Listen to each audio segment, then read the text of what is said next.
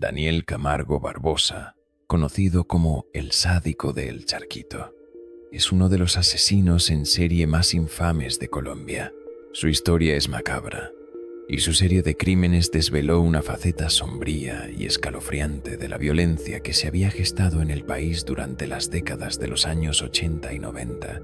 El caso de Camargo refleja no solo la brutalidad de un asesino, sino también el miedo y la desesperación que generó entre la sociedad colombiana.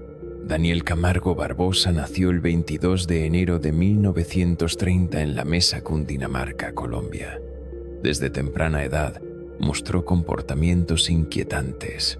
Sus padres, como muchos en la época, vivían en condiciones humildes y no lograron proporcionar la atención o la estabilidad emocional necesaria para el desarrollo saludable de Daniel. Su madre falleció cuando él tenía 1 año de vida. Fue un niño feliz hasta la muerte de su madre. A esta triste pérdida se le sumó el matrimonio en segundas nupcias de su padre y la llegada a la casa familiar de una madrastra con problemas psicológicos. Parece ser, tal y como apuntan los expertos, que la mujer tenía el deseo frustrado de haber tenido una niña, así que para compensarlo, obligaba al pequeño a vestirse de niña para acudir al colegio, e incluso a presentarse con nombre femenino. Este episodio marcó su conducta posterior. Su madrastra era una mujer estricta, y su padre, ausente en gran parte de su vida, lo dejó en una situación de vulnerabilidad emocional. Desde muy joven, Camargo demostró comportamientos agresivos y antisociales. A pesar de que las señales de advertencia estaban presentes, nadie prestó demasiada atención en su entorno cercano.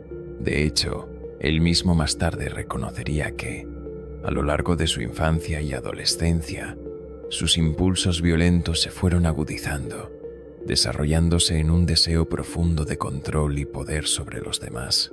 En 1960, Daniel se casó con su novia Alcira Castillo, a quien 3 años más tarde pilló siéndole infiel con otro hombre. Este suceso hizo que se reavivasen sus problemas de la infancia. Fue como el despertar de ese trauma, y lo que sigue en adelante es todo ese odio hacia las mujeres que él trae guardado. Tras la separación de Alcira, Daniel rehizo su vida con otra joven por ser supuestamente virgen. Sin embargo, en cuanto el colombiano descubrió que ya había estado con otros hombres, diseñó un tétrico plan para compensar aquella farsa y justificar la violación a otras menores. Afirmaba que no fui capaz de dejarla porque estaba locamente enamorado. Había momentos en que yo decía, sí, yo la dejo, pero no era capaz. Esto dio como resultado que, como yo no había tenido experiencias con mujeres vírgenes, y al mismo tiempo era incapaz de dejar a esa muchacha, yo acepté como lo más correcto que ella me ayudara a conseguir unas chicas que estuvieran vírgenes. Se excusaba el asesino. La estrategia que pusieron en marcha consistía en que él se hacía pasar por vigilante de alguna tienda y al identificar a su víctima, la acusaba de haber robado algún producto y la retenía. Al momento, aparecía la joven, la novia, y se hacía pasar por alguien que quería ayudar. La llevaban a una cafetería, la drogaban y luego se la llevaban a su vivienda para que él abusara de la menor. Antes de que comenzara a ser conocido como un asesino en serie, Daniel Camargo ya había cometido varios delitos de menor escala. A medida que crecía, su inclinación hacia la violencia fue más evidente. Sin embargo, su verdadera naturaleza como depredador de mujeres comenzó a manifestarse cuando se trasladó al municipio de El Charquito, en el departamento de Cundinamarca. Fue en El Charquito, un sendero próximo al municipio de Soacha, en Cundinamarca, donde Daniel comenzó a atacar sistemáticamente a mujeres jóvenes, utilizando su apariencia amable y su carácter introvertido como una forma de engañar a sus víctimas. El modus operandi de Camargo era tan brutal como meticuloso. Se sabe que sus víctimas eran principalmente mujeres jóvenes, entre 13 y 25 años, a quienes engañaba con promesas falsas o les ofrecía su ayuda. Una vez las tenía bajo su control, sometía a un sufrimiento extremo, torturándolas física y psicológicamente antes de asesinarlas. El nombre de El Sádico de El Charquito le fue asignado debido a la extrema violencia y sadismo con el que cometía los asesinatos. No solo las asesinaba, sino que también se deshacía de los cuerpos, de manera que dificultaba su identificación. Se sabe que enterraba a algunas de sus víctimas en tumbas poco profundas, mientras que otras fueron simplemente abandonadas en áreas apartadas. Sus víctimas no solo eran elegidas al azar, sino que Camargo, como muchos asesinos en serie, buscaba patrones específicos que lo alimentaban emocionalmente. En su caso, el control y el sufrimiento de las mujeres le brindaban una sensación de poder, algo que probablemente le ayudaba a lidiar con sus propios traumas y su incapacidad para conectar emocionalmente con las personas. Los medios de comunicación se hicieron eco de los crímenes y apodaron al responsable como el sádico del Charquito o el monstruo de los manglares. Finalmente, la policía consiguió darle caza. No obstante, en aquella época no existían las leyes sobre feminicidio y el tribunal lo condenó a una pena leve de 5 años de prisión. A su salida, Daniel continuó con su carrera criminal. Durante los siguientes años, Daniel se trasladó a Barranquilla, se cambió de nombre por el de Manuel Solís Bulgarín y empezó a perpetrar nuevas violaciones y asesinatos de niñas. El 3 de mayo de 1974, fue sorprendido por las autoridades mientras intentaba enterrar a una de sus últimas víctimas. Acababa de violar y estrangular a una pequeña de 9 años. En esta ocasión, Daniel Camargo fue condenado a 25 años de prisión y enviado a la isla volcánica de Gorgona, una especie de Alcatraz, pero en la costa del Pacífico de Colombia, de donde jamás se había escapado nadie. Durante el tiempo que estuvo recluido, el pederasta se dedicó a trazar un plan de fuga.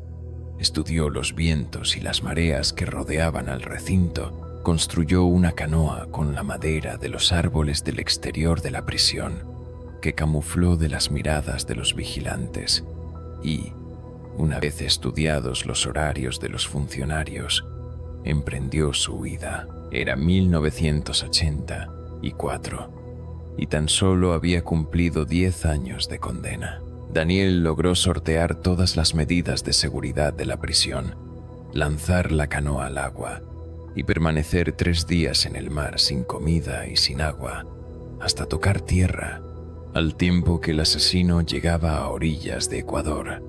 Las autoridades colombianas lo buscaron infructuosamente, hasta que en último término le dieron por muerto. Creían que había sido pasto de los tiburones, el asesino de las vírgenes, como también llegó a ser bautizado por la prensa. Continuó campando a sus anchas en el país latinoamericano. Se presentaba con la Biblia en la mano ante niñas indefensas o de clase social baja y decía ser un pastor protestante extranjero que necesitaba ayuda. Al encontrarse perdido, preguntaba por el mejor camino para llegar a una fábrica próxima para recoger un dinero, con el fin de que las menores no sospechasen nada. El supuesto enviado de la iglesia les ofrecía una suculenta cantidad de sucres, la moneda legal de Ecuador hasta el año 2000, a cambio de que lo acompañasen. Una vez en el bosque, comenzaba su ritual de violación y muerte, y abandonaba los cuerpos de sus víctimas entre la maleza. A partir del 18 de diciembre de 1984 y hasta finales de febrero de 1986, los bosques cercanos a la población de Guayaquil se llenaron de cadáveres de niñas y jóvenes que habían sido violadas y estranguladas, incluso apuñaladas ferozmente. Estos improvisados cementerios alojaban cuerpos desollados y en estado de descomposición, que debido al calor habían sido alimento de los buitres, por lo que apenas quedaban restos óseos que recuperar. La aparición de 54 víctimas provocó una ola de indignación y pánico general en todo el país para encontrar a los culpables. El responsable era un hombre 1.65 de altura y 55 años de edad, que dormía en el parque de Guayaquil.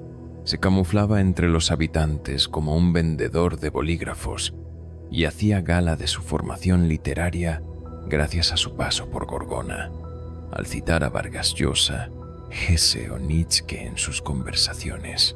Era un psicópata brillante, capaz de hablar de Dios y del diablo con gran soltura, y que actuaba en solitario cuando perpetraba los crímenes.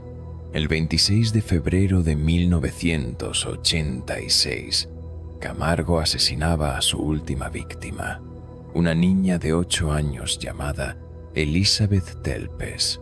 Gracias al aumento de la vigilancia, una patrulla vio a lo lejos a Daniel, de aspecto desaliñado y con una maleta. Así que decidieron darle el lato y pedirle la documentación.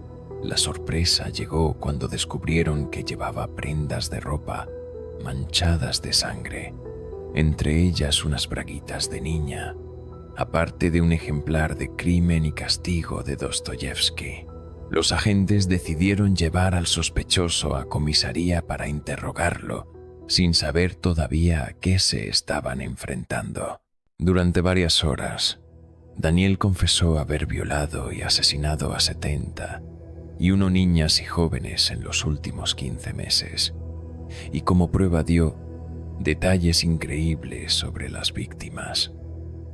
Por otro lado, Daniel se mostró completamente colaborador con los investigadores al aportar la ubicación exacta donde había abandonado los cadáveres, lo que ayudó en su posterior identificación.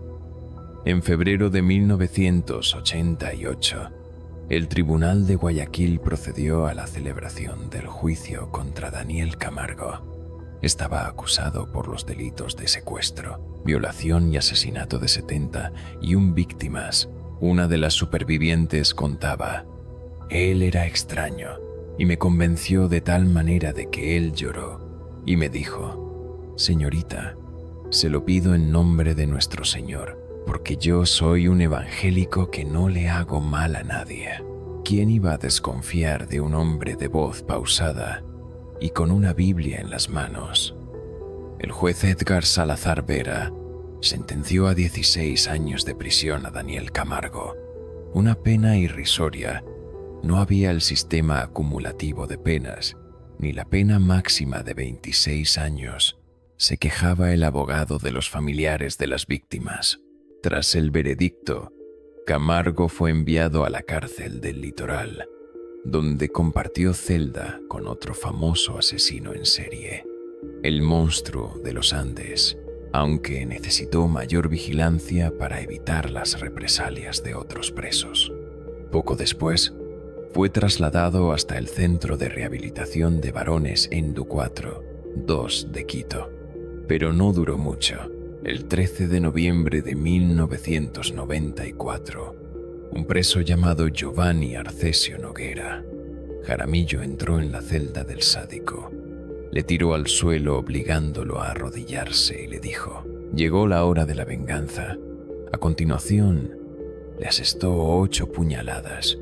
Trató de degollarle, pero como no pudo, le cortó una oreja y lo vio desangrarse. Daniel Camargo acababa de ser asesinado por el sobrino de una de sus víctimas. Sus restos están en una fosa común en el cementerio de El Batán, en la capital, muy cerca de donde fue capturado. La historia de Daniel Camargo Barbosa, conocido como el sádico del Charquito, es un recordatorio sombrío de la capacidad humana para el mal y la brutalidad. A través de su historia, es posible comprender cómo la violencia puede crecer y persistir en un entorno de desamparo y descontrol social.